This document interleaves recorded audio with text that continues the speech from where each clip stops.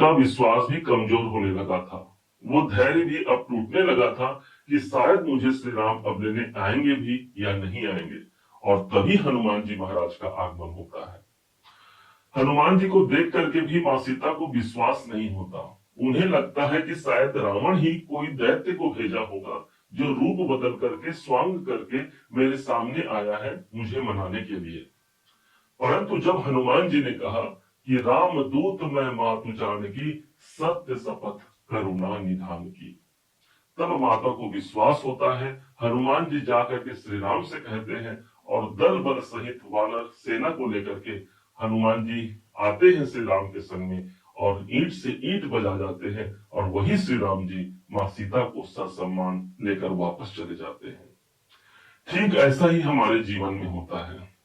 जिस पर हम सोचते हैं कि सब कुछ अब खत्म हो गया, और उसी समय पर असली खेल आरंभ होता है। और यही एक ऐसा समय है जहां सितंबर के महीने में कुछ ऐसे मोहरे हमको प्राप्त होने वाले हैं, जिन मोहरे के माध्यम से हम इस सितंबर के महीने को एक सर्वश्रेष्ठ महीने के रूप में देख सकते हैं। न सिर्फ सितंबर का महीना, बल्कि आने वाला दिन एक बेहतरीन दिन को लेकर के आ रहा है। इसका प्रमाण एकमात्र इस चार्ट से आपको मिल जाएगा। प्रारंभ करते हैं। सबसे पहले जो 7 मोहरे हमने बताए हैं, इसमें 4 मोहरे आपको दिखेंगे, सूर्य, बुध, मंगल और शुक्राचार्य जी। वहीं पर 3 मोहरे आपको इस चार्ट में दिखेंगे। सबसे पहले प्रारंभ करते हैं। ठीक सूर्य ग्रहण का एक योग चल रहा है मकर राशि के जीवन में अष्टम भाव पर। सूर्य ही अष्टम भाव पर होने को तो वो अपने स्वयं की राशि पर है, उनको तो अपना साम्राज्य मिला है, वो खुशियां उनके अंदर होनी चाहिए थी। परंतु कहा जाता है कि वो खुशियां भी किस काम की, जिसको ग्रहण लगा हो। और शायद ऐसी ही परिस्थिति जातक या जातिका को अपने जीवन पर देखने को मिलता है। अष्टम भाव पर सूर्य केतु का सूर्य ग्रहण योग। एक अच्छी खबर यह है कि जैसे ही 16 सितंबर का डेट आता है, ये सूर्य केतु के चंगुल से बाहर निकल जाते हैं और प्रवेश कर जाते हैं हमारे भाग्य के घर पर। सूर्य उपस्थित हो जाते हैं। ऑलरेडी मंगल जो बैठे हैं वो छोड़ चुके होंगे। अब ठीक 16 तारीख को बुध भी चले गए, और यहां पर एक राजयोग कायम हो गया, जिस राजयोग को हम कहेंगे बुध आदित्य नाम का राजयोग। अब ये मिला कहां, तो मकर राशि के भाग्य स्थान पर यह राजयोग बन रहा है। अर्थात भाग्य उन्नति के लिए एक सर्वश्रेष्ठ समय इसे घोषित किया जाएगा। कोई कार्य पर बारंबार रुकावट आ रहा है, बाधा आ रहा है, तो हाँ, हम खुल करके काम करते हैं और भाग्य भी हमारा सपोर्ट करता है। तीसरा जो प्रभाव होगा, सूर्य बुध को आपने समझा, तीसरे मोहरे के रूप में हमको प्राप्त हो रहे हैं मंगल। मंगल स्वयं भाग्य के घर पर तो है, परंतु मंगल अपने सबसे प्रबल शत्रु बुध की राशि पर उपस्थित है, कन्या राशि पर है, जो कि आपके नवम भाव पर है। ठीक एक डेट आता है 13 सितंबर को, और ये मंगल भी अपने सेनापति की जो भावना है उसको लेकर के ये छोड़ जाते हैं नवम भाव को, और प्रवेश कर जाएंगे सीधे दसम भाव पर। ये जो दसम भाव है ना, यही हमारे कर्म क्षेत्र का है। मंगल यहाँ उपस्थित होकर के, अर्थात अपने कर्म क्षेत्र पर जो विवाद है, जो परेशानी है, उससे हम लड़ते हैं, और वहां एक सफलता का दायरा बढ़ने लगता है। मंगल अभी भी कोई अच्छे पोजीशन पर नहीं है, बता दें आपको। पोजीशन तो अच्छा है, लेकिन जिस राशि पर है ये भी इनके सम राशि है, लेकिन कम से कम अपने शत्रु की राशि से तो बाहर निकल गए ना। तो एक वातावरण, हमको एक अनुकूल वातावरण मिलता है, जहां पर हम कुछ कर पाते हैं, खुल करके वो सांस ले पाते हैं और अपने कैरियर पर आगे बढ़ पाते हैं। मंगल के पास जो आधिपत्य है ये है चतुर्थेश, और इस समय पर ठीक ये चतुर्थ भाव पर ही अपनी दृष्टि को प्रदान कर रहे होंगे। इसलिए मंगल को प्रॉपर्टी कहा गया है। भूमि संबंधी कार्यों में, जमीन जायदाद संबंधी कार्यों को इस समय पर हम पूरा करते हैं। कोई प्रॉपर्टी का डील यहाँ पर फाइनल हो सकता है यदि आप इस पर विचार कर रहे हैं तो। मंगल के पास जो आधिपत्य है वो आपके इनकम के स्वामी है, और इनकम के स्वामी दसम भाव पर। इसका तात्पर्य क्या हो गया कि मैं जो कर्म कर रहा हूं, मैंने जो काम किया, वो मेरे इनकम के रूप में, मेरे लाभ के रूप में परिणित होकर मुझे प्राप्त होगा। अगले चौथे ग्रह के रूप में प्राप्त होते हैं शुक्राचार्य जी। शुक्र की स्थिति बनी हुई है ठीक सप्तम भाव पर। ये भी सप्तम भाव पर है, और जैसे ही एक डेट आता है, और वो है 14 सितंबर, यही शुक्र सप्तम भाव को छोड़ करके अष्टम भाव पर आ जाते हैं।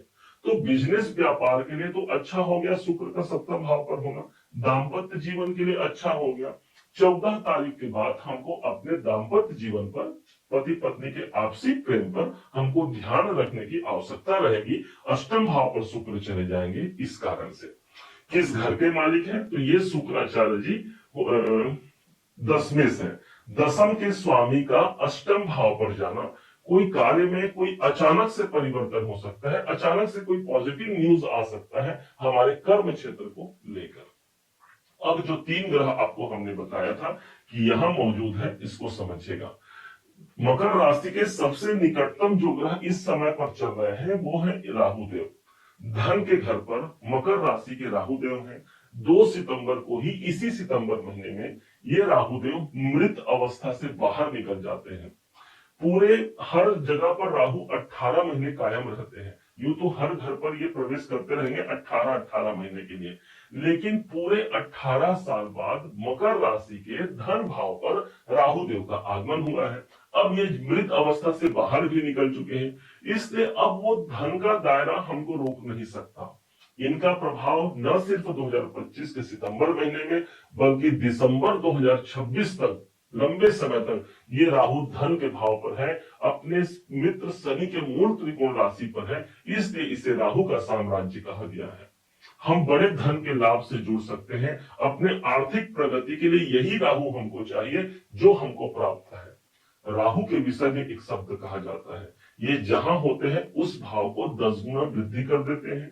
इसका मतलब 10 द्वितीय भाव है जो मेरा धन है, अर्थात आर्थिक प्रगति के लिए इससे बड़ा कोई राहु मकर राशि को प्राप्त नहीं होगा, जो एक अच्छे पोजीशन पर द्वितीय भाव पर व्याप्त है। अब अगले ग्रह के ऊपर जाते हैं और वो है हमारे शनिदेव। अभी अभी मकर राशि शनि की 7.5 से मुक्त हुए हैं और शनिदेव तीसरे भाव पर मिले हैं। गोचर में जब भी शनिदेव तीसरे, छठे, 10वें घर पर जाते हैं, इसका गोचर सबसे अनुकूल माना जाता है। उस हिसाब से मकर राशि के अपने ही राशि के स्वामी इनको तीसरे घर पर मिले हैं, अर्थात कॉन्फिडेंस और पराक्रम हमारा कमजोर नहीं रहेगा। हमारे अंदर जो ऊर्जाएं हैं, उन ऊर्जाओं को कई गुना बढ़कर के हम प्रेजेंटेशन देते हैं सामने वाले के साथ, और वहां पर हम सफलता का तिलक प्राप्त कर पाते हैं। वो शनिदेव है। शनिदेव इस समय पर वक्री भी चल रहे हैं। 13 जुलाई से लेकर के 28 नवंबर तक ये वक्री भी रहेंगे। अब इस दरमियान देखा जाए तो 5 महीना लगभग ही समय बनता है। जुलाई और अगस्त तो निकल गया, अब बच गया अक्टूबर और नवंबर। बीच का जो महीना है वो कौन है? सितंबर। अर्थात आज हम कहां खड़े हैं? सितंबर में। यही वो समय है जहां पर इनको पुनर्मूल्यांकन, क्योंकि वक्री अवस्था पर पुनर्मूल्यांकन करते हैं। 2 महीना चलो शनिदेव आपने पुनर्मूल्यांकन में लगा दिया, लेकिन अब तो समय है मुझे फल प्रदान कीजिए। और यही प्रभाव है कि शनि पराक्रम भाव पर आकर के इनकी जो दृष्टि पड़ रही है वो कहीं और नहीं, भाग्य के घर पर पड़ रही है। 7वीं दृष्टि, 8, 9, 10 और 12वें घर पर दृष्टि है। तो कोई स्थान परिवर्तन चाहते हैं, कोई कैरियर में बड़ी ऊंचाई को प्राप्त करना चाहते हैं, तो यही शनिदेव सबसे शुभ प्रभाव पर है मकर राशि के लिए। हाँ, शनिदेव के पास विलंब होता है, धैर्य मांगते हैं शनिदेव। यदि आप अपने कर्मों में लगे हैं, धैर्यता को विद्यमान रखे हुए हैं, तो निश्चय मानिए विजय तिलक तक ये शनिदेव पहुंचा ही जाएंगे। अगले ग्रह के रूप में हम जानते हैं जो 7वें मोहरे हमारे होंगे, और वो है देवगुरु बृहस्पति, एक नैसर्गिक शुभ ग्रह। और इस समय पर ठीक मकर राशि के 6ठे भाव पर देवगुरु बृहस्पति विद्यमान है। 6ठा भाव वो स्थान है जहां पर हम रोग, ऋण और शत्रु को देखते हैं।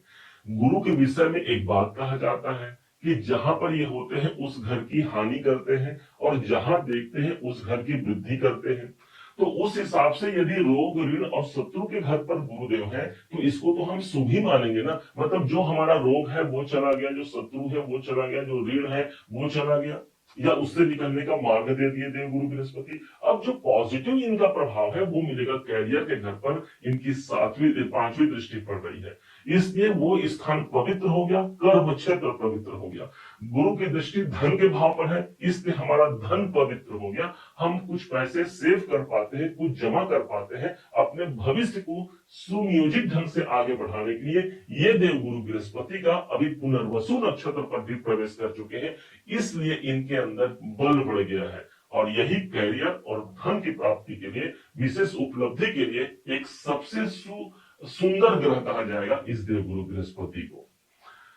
उम्मीद है आप सबने इसे समझा है, आप सबने इसे जाना है। यदि आपने इसे समझा है, जाना है और मेरे समझाने का प्रयास यदि आपको सार्थक लगा हो, मेरे समझाने का तरीका यदि आपको सार्थक लगा हो, तो हर बार की भांति इस बार भी अपना प्यार भरा लाइक और कमेंट करना कभी मत भूलिएगा। और हाँ, यदि अभी तक आपने चैनल को सब्सक्राइब नहीं किया है, सब्सक्राइब जरूर कीजिएगा।